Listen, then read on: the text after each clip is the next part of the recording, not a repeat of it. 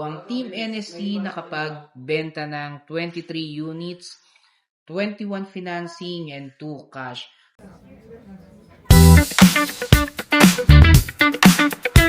So, what's up guys? So, today is Saturday, January 31. So, tapos na naman yung month end namin sa office.